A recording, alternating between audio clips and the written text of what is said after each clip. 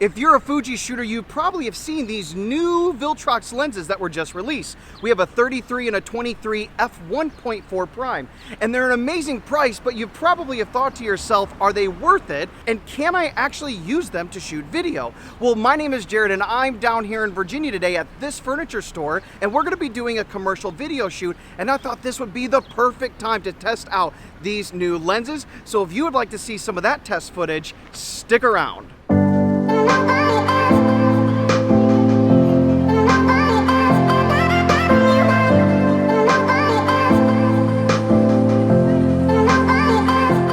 We're all inside now and just about ready to push record, but I wanted to give you some context. First, we have three main purposes for today. Number one, we're gonna be capturing wide shots of this beautiful showroom, and to do that, I'm gonna be using the X-T3, and on that is the, what is this? The 8-16 2.8 wide lens. After that, we're going to be shooting some employee testimonials, and for that I'll be using the X-T3 as the A cam.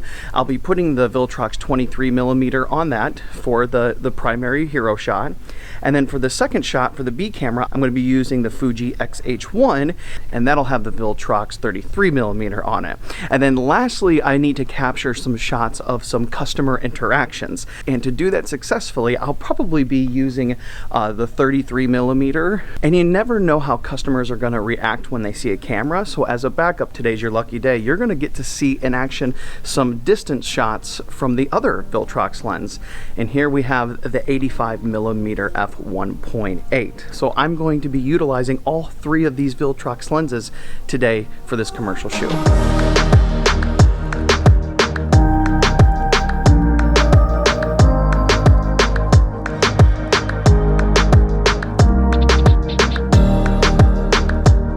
Showroom shots are all complete, and I'm going to get set up now for this employee testimonial. And what I would normally shoot with is this Sigma 18-35 f1.8, and I would typically have that at about the 23mm focal length, and that is what I would use for my hero or A camera shot. And on that is the Fringer EF2X adapter. This thing works really great because actually eye autofocus, face tracking, all works with this setup. And for the B cam, the secondary shot, I actually used the Fuji 16-55 f2.8. It's actually a great lens, and I typically have that at about between the 35 to 50mm focal length. So that's kind of what we're going to try to set up on the X-H1 on camera B with this new Viltrox. And for me and my agency, I shoot a lot of testimonials as well as capture a lot of, you know, that cinematic B-roll footage of either products or the services that the customer's trying to sell. So I need good autofocus, and right now, super popular, everybody wants that creamy extra bokeh depth of field. So really what I'm looking for today is that good dependable face tracking autofocus and some nice depth of field.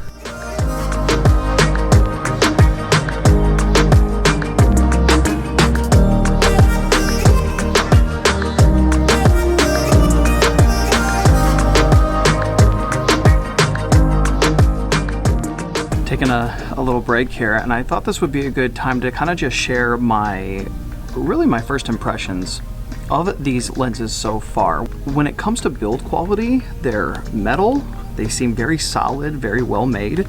The lens hood is actually metal. They're both metal on the 33 and the 23, which is a big difference between the 85, which is right here. This guy's plastic, really cheap. So these are big upgrades, but you know what? I don't even use lens hoods. I really like how they actually included aperture rings on these new lenses because they didn't on this one. And that is one thing that I really love about shooting with Fujifilm. I love having my three main exposure settings all manual, very easy to access, because I can start editing my settings before I even turn the camera on. I can have my shutter, my ISO, and my aperture ring set. And that was one of the things about the 85 that I just didn't love about it. So I'm really happy to see that they've added the aperture ring to these lenses. Now, I will tell you they are declicked, and I would be lying if I said I don't bump it from time to time. So that is definitely something that you'll have to pay attention to. Even when mounting the lens to the body, sometimes, you know, you can turn it and it changes. So it does change very easy. It does have decent resistance. Just be prepared that it is something that can change rather easy. And last thing about that aperture ring, I will say on my 23 there is much more resistance than the one on my 33, and I don't know if that's standard or if this just is the two models that I got. So overall, especially when it comes to build quality, very happy with the look and feel of all the Viltrox lenses so far. Even this 85, amazing lens, super sharp, looks great. So I would say, you know, my overall thoughts so far is, as far as build quality, no real complaints.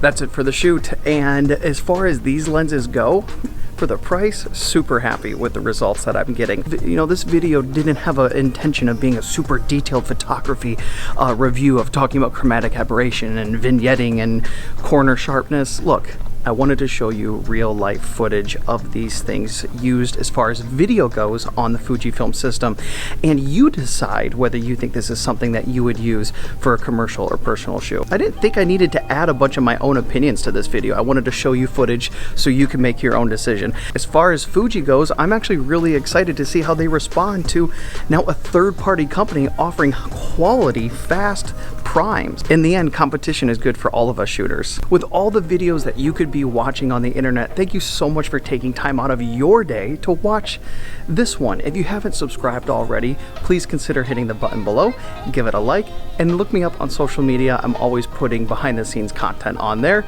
that you may find helpful. We'll see you guys in the next video. Peace.